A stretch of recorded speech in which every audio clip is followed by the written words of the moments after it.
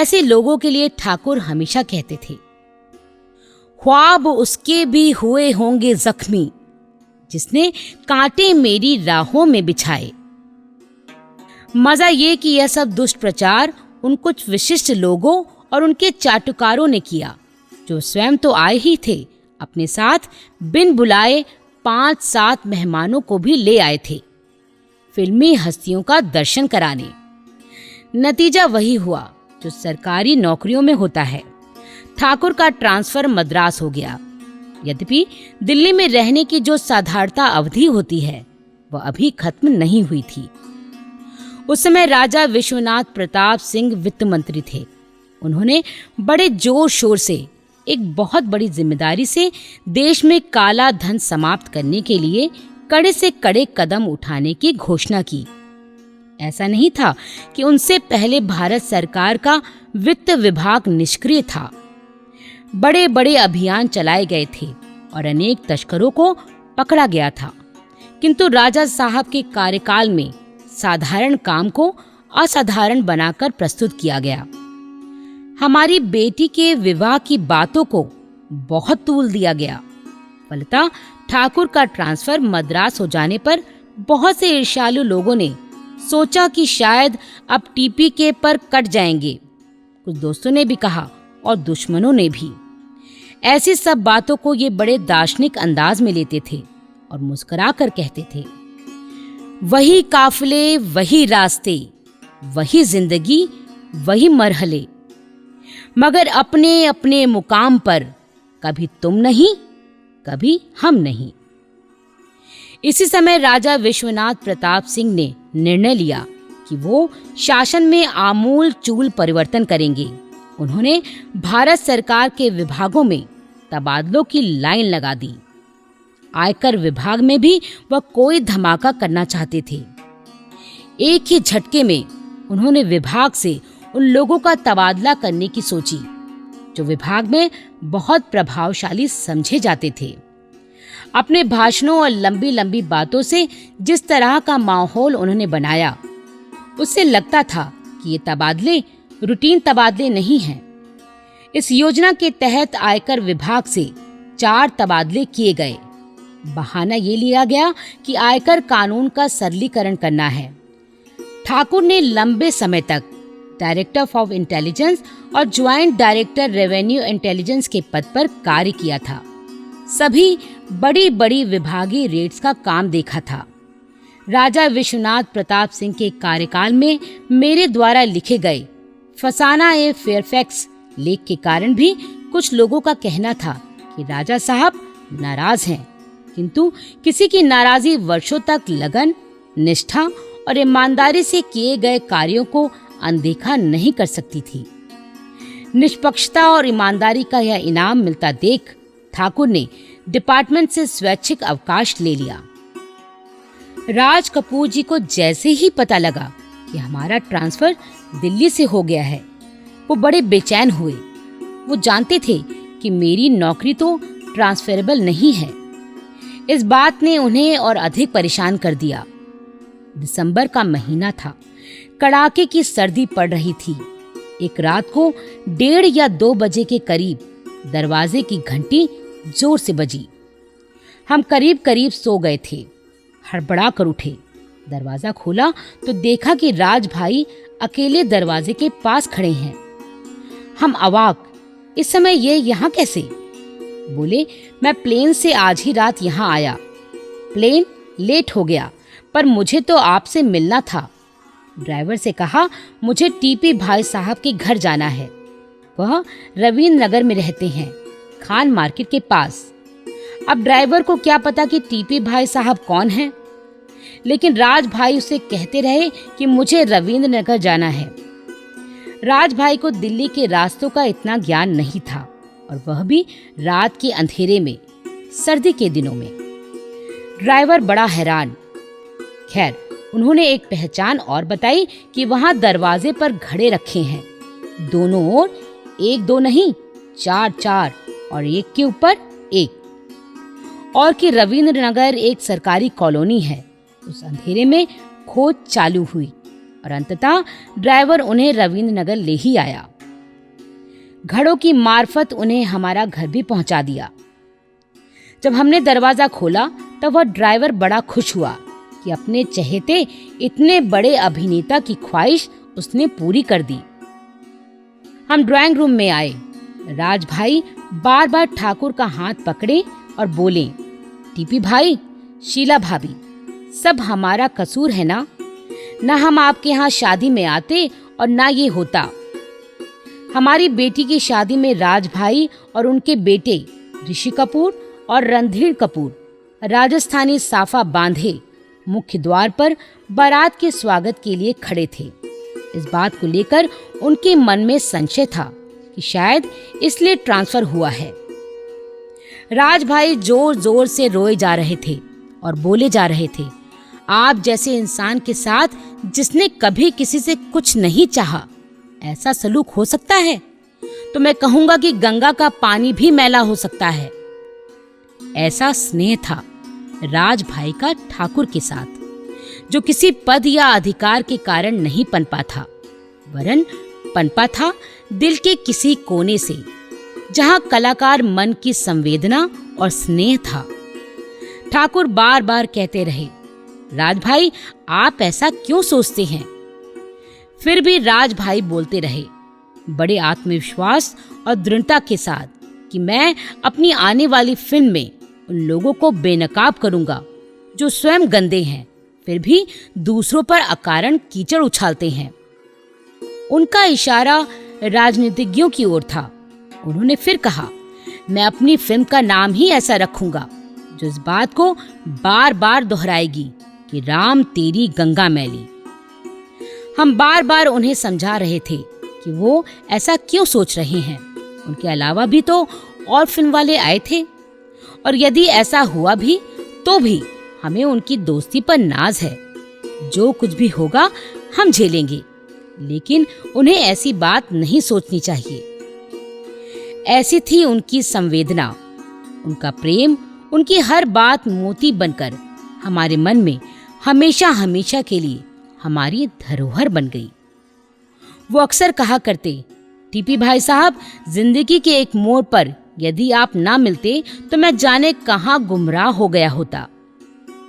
उनके इस बात का क्या अर्थ था हमें नहीं मालूम, किंतु ये शब्द उन्होंने राजस्थान रत्नाकर के एक कार्यक्रम में मंच से कहे थे। एक बार हमने पूछा, आप ऐसी बात क्यों कहते हैं? हमने ऐसा क्या किया है? आप जैसे व्यक्ति कला के सिरमौर, आपको ऐसी बात नहीं कहनी चाहिए।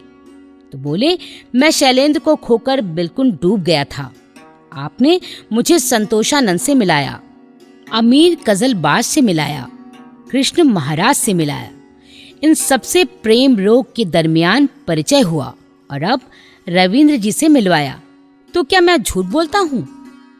और ये कहकर वो फिर गंभीर हो जाते थे। हमारे परिवार को उनकी अंतरंगता प्राप्त थी। अपनी सभ्यता और संस्कृति को जिस तन्मयता के साथ उन्होंने अर्थ प्रदान किया वह बेमिसाल था। वो शराब पीते थे, किंतु जिन दिनों वो अपनी फिल्म की एडिटिंग करते थे, महीनों शराब को हाथ नहीं लगाते थे। श्रम की चेतना उनके जीवन का मूलाधार थी और उसे वो धर्म की तरह जीते थे। जीवन की यही बातें, यही रंग ठाकुर और राजभाई को मित्रता के अटूट बंधन में बांध गए थे। सरकारी नौकरी से इस्तीफा देने के बाद भी ठाकुर के आत्मबल में कोई कमी नहीं आई। असल में वो एक मुकम्मल इंसान थे, प्यार और इंसानियत की प्रतिमूर्ति। मित्रता का दायरा कानपुर, कलकत्ता, बंबई और दिल्ली सब जगह फैला हुआ था। सभी जगह उनके अंतरंग थे। समय या जगह की दूरी उनकी अंतरंगता की उष्णता में कभी आड़े नहीं आई।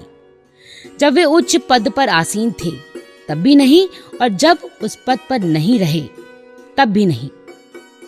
जब मैं उनसे कहती कि अब तो चैन की जिंदगी जियो, बहुत दौड़ धूप कर ली, तब उनका जवाब होता, शिकस्ते कश्ती को साथ लेकर हमारा इल्मो हुनर गया है, मगर खिवैये कहीं ये ना समझें नदी का पानी उतर गया है। मैं उन्हें रोकती रहती थी, पत्नी के नाते उन्हें आराम करने की सलाह देती थी और वो अपनी मित्रता निभाते रहते थे, कहीं भी कैसे भी। सरकारी नौकरी के बंधनों से छूटकर तो उनके सामने वो तमाम रास्ते खुल गए जिन पर चलकर वो समाज के निर्धन और असहाय लोगों की और अधिक मदद कर सकते थे। पहले भी वो अपने सामर्थ्य भर और अक्सर सामर्थ्य के बाहर जाकर भी लेखकों, संगीतकारों, कवियों, पत्रकारों और भी न जाने कितने लोगों की सहायता करते थे। कभी उन्हें विज्ञापन दिलवाकर, कभी मंच दिलवाकर, कभी आयोजन कराकर, और फिर उन सब से नाता बन जाता था। एक पारिवारिक रिश्ते का जन्म होता था। कभी किसी रिश्ते पर एहसान की परत नहीं जमी और न कभी कोई रिश्ता केवल जरूरत की सीमा रेखाओं में घिरा रहा। और ये बात केवल एक तरफा नहीं होती थी, दोनों तरफ स्नेह का, निश्चल प्यार का नाता जुड़ जाता था।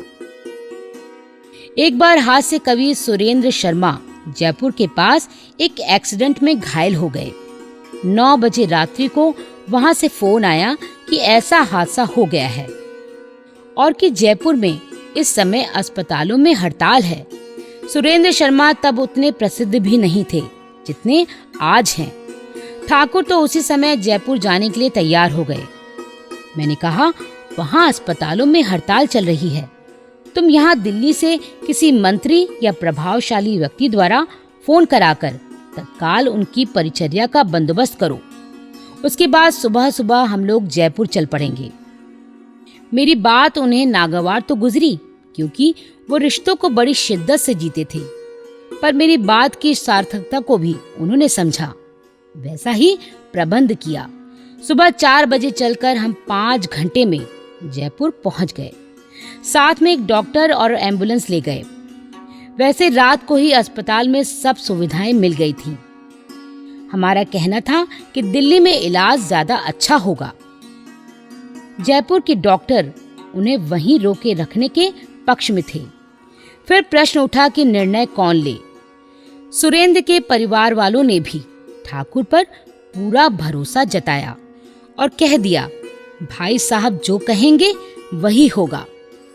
एम्बुलेंस और डॉक्टर के साथ धीरे धीरे गाड़ी चलाकर 5 घंटे की दूरी करीब 8 घंटे में पूरी की और उन्हें मेडिकल इंस्टीट्यूट में दाखिल कराकर ही चैन लिया।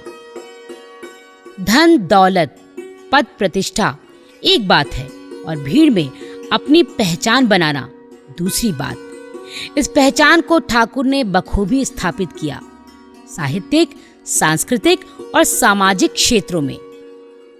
सांस्कृतिक क्षेत्र में लें तो अपने हास्य व्यंग्य नाटक यहाँ बंदे सस्ते मिलते हैं द्वारा सशक्त टिप्पणी की आज के सामाजिक और राजनीतिक जीवन पर, जहाँ मनुष्य की कीमत घटती जा रही है और वह सिर्फ एक बंदा रह गया है, उसे जिसका जी चाहे खरीद ले।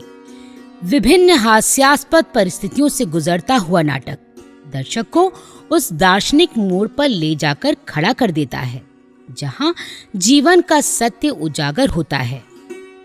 जब अपनी अर्थी उठाने के लिए 1 करोड़पति सेठ को भी 4 बंदे खरीदने पड़ते हैं। इस नाटक के 2500 शो हुए। आयकर विभाग के अफसरों ने हर पात्र का अभिनय किया। युवा अफसरों से लेकर वरिष्ठ कमिश्नरों तक ने।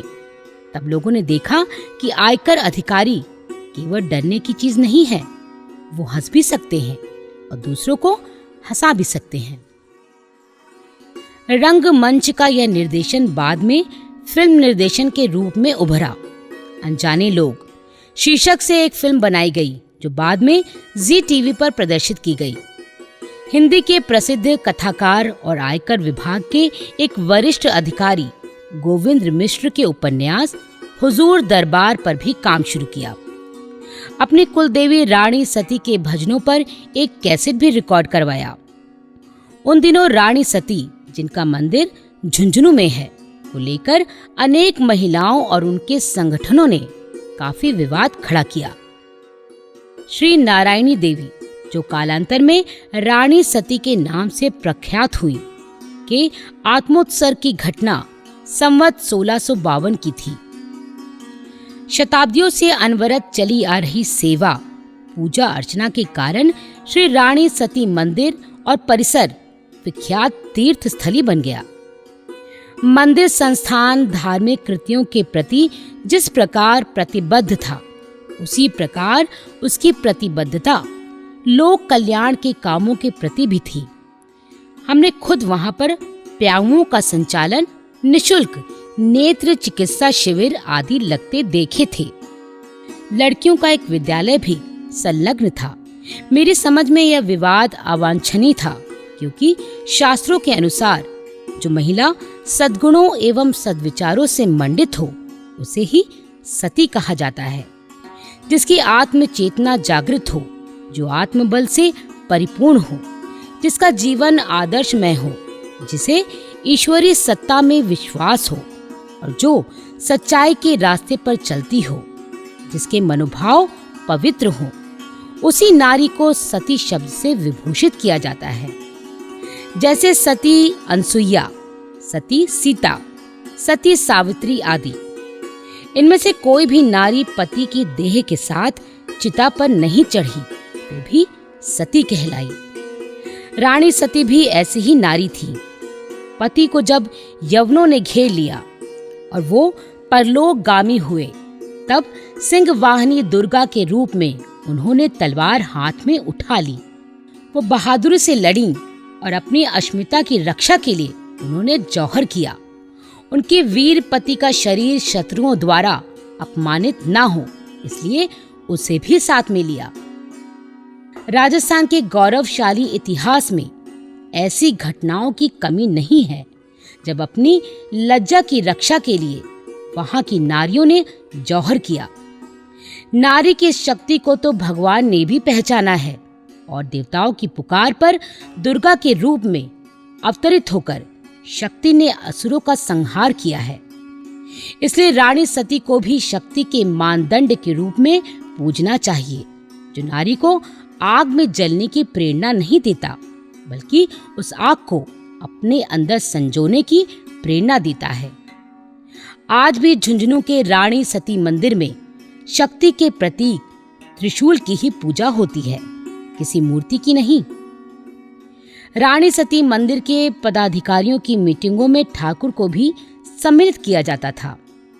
प्रसिद्ध विधि विशेषज्ञ डॉक्टर सिंघवी को केस की पैरवी के लिए उन्होंने ही तैयार किया था। इन सब कार्यों में ठाकुर इतने उलझे कि दिन के 3-3 बजे और रात देर तक न खाने की सुध न आराम की परवाह।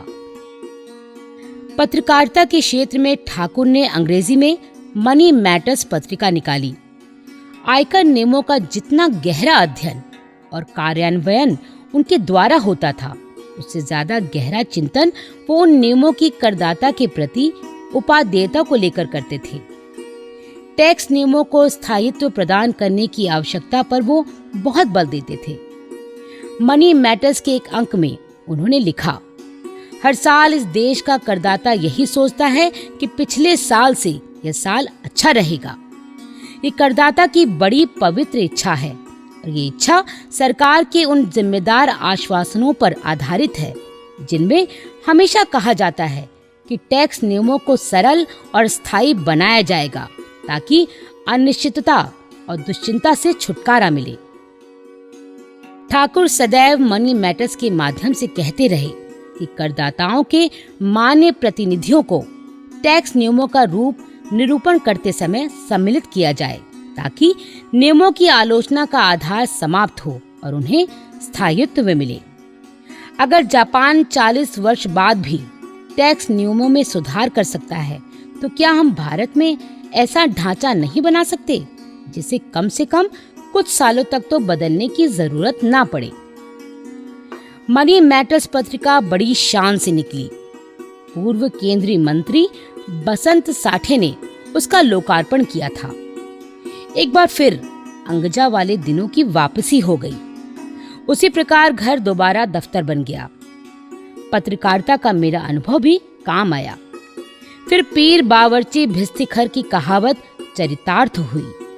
साधन कम थे, किंतु हिम्मत बहुत थी। मनी मैटर्स पत्रिका अच्छी चल निकली।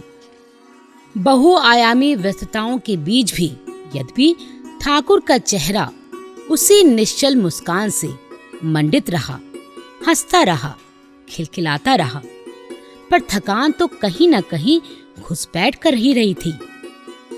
मैं इनसे इसरार करती आराम करने के लिए, ठीक समय पर भोजन करने के लिए, पर वही ठाकुर जो मेरी हर बात को मानते थे, मेरी इन बातों को साफ नकारने लगे। ऐसी आंख तरेर का मुझे देखते कि मैं चुप लगा जाती। लोगों की भीड़ में घिरे उस बेलौस व्यक्ति को, जिसने व्यस्तता को जीवन धर्म बना लिया हो, मैं रोकती भी कैसे और कहती भी कैसे कि अब तो तुम इन मानवीय रिश्तों को मत निभाओ जिन्हें तुम जीवन भर जीते रहे हो। मुझे याद है उस दिन दिल्ली के मेरिडियन होटल में कोई आयोजन था। ठाकुर को दूसरे दिन बंबई जाना था। आयोजन में राजस्थान क्लब के श्याम गोपाल जी ने जो दोस्तियां कराने में माहिर हैं, वहां के मैनेजर से परिचय कराया। जब उन्हें पता चला कि ठाकुर आयकर विभाग से संबद्ध रहे हैं, तो झट से उन्होंने अपनी एक परेशानी बता दी कि उनका रिफंड रुका पड़ा है बहुत दिनों से और मिल नहीं रहा है। इन्होंने कहा, कल तो मैं बंबई जा रहा हूं, पर मैं आपका काम शीघ्र ही करवा दूंगा। बंबई पहुंचकर संबद्ध अधिकारी से इन्होंने दिल्ली बात की। फिर मुझसे फोन पर कहा कि मैं मेरिडियन फोन करके बता दूं कि बात हो गई है और वह सज्जन दूसरे दिन 11 बजे ऑफिस में जाकर मिल लें। मैंने मेरिडियन फोन करके बता दिया। दूसरे दिन फिर बंबई से ठाकुर का फोन आया कि वह मिलने गया कि नहीं। मुझे बड़ी झुंझलाहट हुई। उस व्यक्ति से हमारा पहले कोई परिचय नहीं था, उसी दिन मिला था। आगे भी मिलने की कोई गुंजाइश नहीं थी, फिर भी उसके लिए इतना प्रयत्न, ये ठाकुर जैसा व्यक्ति ही कर सकता था। मैंने उससे बात करके बंबई सूचना दे दी कि उसका काम हो गया है, तो इन्हें चैन आया।